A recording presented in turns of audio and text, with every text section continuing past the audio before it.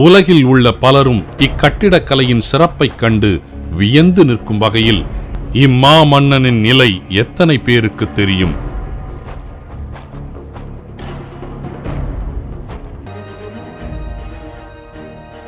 தஞ்சை, உறையூர், காஞ்சி என்ற 3 தலைநகரங்களுடன் வாழ்ந்த மாமன்னனின் சமாதி இது.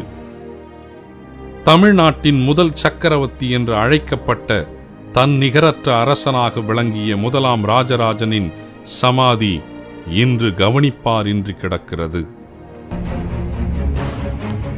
கிபி 11ஆம் நூற்றாண்டில் காலாட்படை, குதிரைப்படை, யானைப்படை, கடற்படை, தனிப்படை போன்ற படைகளுடன் தாங்கள் போரில் வெற்றி பெற்ற பகுதிகளில் நிலப்படை என்ற படையையும் நிறுத்தி வைத்திருந்தனர்.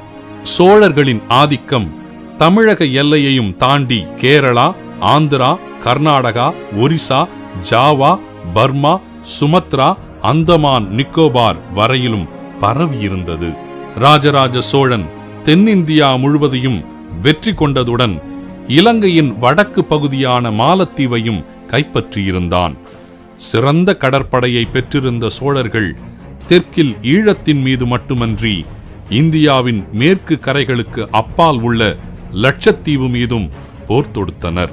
இந்திய அரசர்களில் கடல் தாண்டி கடற்படை மூலம் வெற்றி கொண்டது சோழர்கள் மட்டுமே.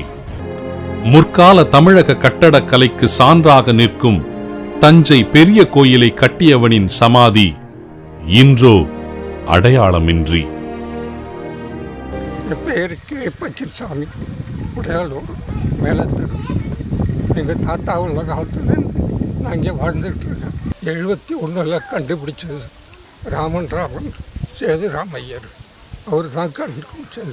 அவர் கல்வெட்டு ஆராய்ச்சியால் நான் கடைசி காலம் வரலையும் இதை பராமரிச்சுக்கிட்டு இதை பார்த்துக்கிட்டு கோயில் கட்டினதுக்கு அப்புறம்தான் என் வாழ்க்கையை இங்கே சாகணும். 6 வருடத்தில் மிக பிரம்மாண்டமான கோயிலை கட்டியவனின் இன்றைய நிலை